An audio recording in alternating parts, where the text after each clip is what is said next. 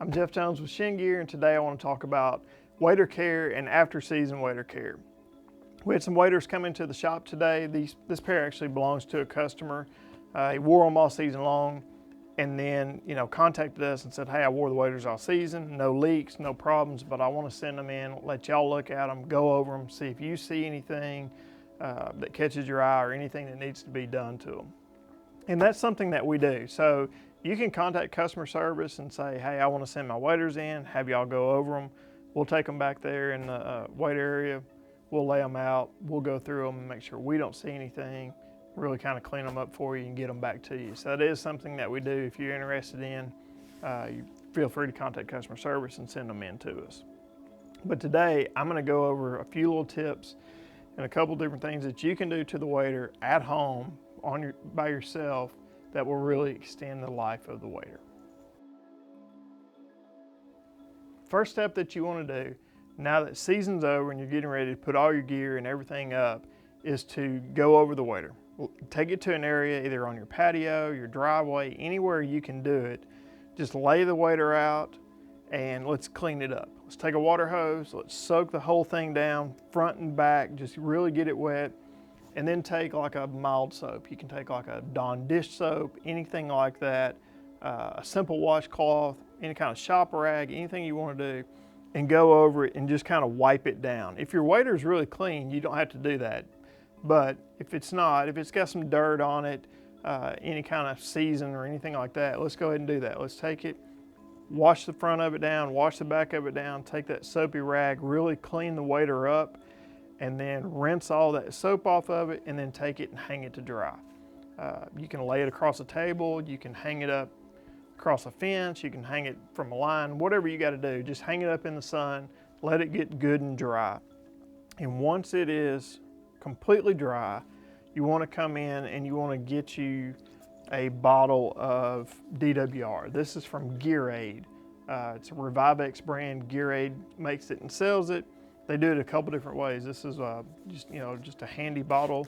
You do it like this. This one you can take, and it's an aerosol. It'll spray on there. Same ingredients in both. Both of them work equally well. I prefer to use this one. It's just kind of what I'm used to doing.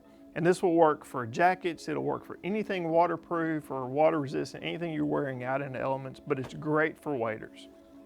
Take your wader that's completely dry and just spray this stuff on it.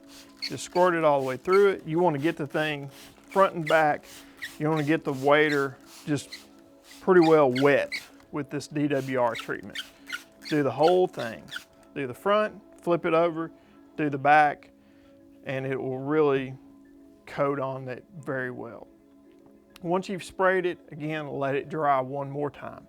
And once it's dry, it's done. That DWR will kind of sit there and soak into that very first outer layer of fabric and give you a first line of defense when it comes to waterproofness. DWR is really good. And it's something that you could use. I use it during the season too. Every couple of weeks throughout the season, I'll take my waders. If it's a sunny day, I'll hang them up and I'll spray them, just coat them front and back just like that, let them dry, and then really go back to hunting in them. It's a good product. It's something that really helps. Step 2 in taking care of the waders, and something you really want to focus on, is the zipper. So the waders come with that AquaSeal zipper, and that AquaSeal zipper is just like anything else. It kind of attracts dirt, and it attracts sand and pebbles and all kinds of little stuff that we encounter when duck hunting. And anything that gets in there can cause those teeth to separate. And if you get those teeth to separate, water's going to come in. So we want to stay away from doing that. Again, like I talked earlier, Gear Aid makes some great products. They make a zipper cleaner and lubricant. It's got a little brush on it, just a little tip applicator. You take that, go onto the top of the zipper, squeeze a little bit of it out, and just kind of rub it into the zipper. I like to do it with the zipper completely closed. You can see how much easier it makes the zipper open.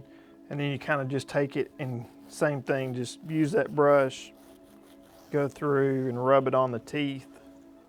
It's like a little gel type liquid that comes out. But with that brush on top of it and the stuff that's in it, it will really get in there and clean that zipper. And plus it makes it just so much easier to function. And it does it, that gel makes the zipper so much easier to function. It does it in a way that it's not putting anything in there. I've seen people try to use wax before in the past to make their zipper smoother, and it'll make it smooth when you first apply it. But if you coat it up with wax and you get a bunch of wax buildup in there, the first time it gets cold, that wax will get hard and it'll get solid and it'll turn just to like a pebble, and it'll get in there and it'll cause those teeth to open up. So you want to stay away from wax or anything like that. Something that's more gel-based like this is not going to cause any teeth separation, and it's a good way to clean and lubricate the zipper. All right, step 3 in taking care of the waders, extending the life of them, is really focusing on the boots. The boots probably get the most punishment. The boots being out in the sunlight is the thing that they really hate the most, is because it causes them to dry rot, things like that. Oxygen and sunlight, never great for rubber. But again, Gear Aid makes a product, it's a rubber boot treatment. It goes on like a shoe polish. You just kind of squeeze it, push the foam down, it's got a little applicator on it, and you just rub it onto the boot all over. And what this will do is it'll really kind of give that boot life again, cleans up that rubber really well, kind of coats and protects it and extends the life of it. Do this to both of them, just put it on there. Super simple to do. And it helps once you have a really good clean boot to take it and put it up like that. So this is a rubber boot treatment. It's made by Gear Aid under the Revive X brand. You can put it on the boots, really helps take care of them. Again, just give it a little bit of time to dry and you're completely done with taking care of the boots. Step 4, and the last step, and pretty much the most crucial step into extending the life of the waders, is how you store them, how you're going to store them the entire off season. A lot of people and a lot of camps, you have these rubber boot stores, wader hangers is what they're called. They would mount on the wall like this, and you take the boot and you slide it into it and you hang them upside down. You know, and that's how you store them, whether in your garage, at your camp, or wherever it is. They've been around forever. The problem is these things crush the ankles of boots. Not only this boot, but really any kind of boot that you put in there. If you store it for a long time this way, you've crushed that ankle in. And when you take them down, you go to wear them, you've got a weak point.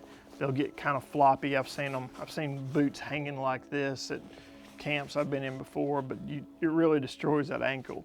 It makes them super uncomfortable to wear, and it breaks that rubber bond down in the boot, and it's going to cause leaks. These things were a good idea, but functionally they just don't last and it doesn't work long.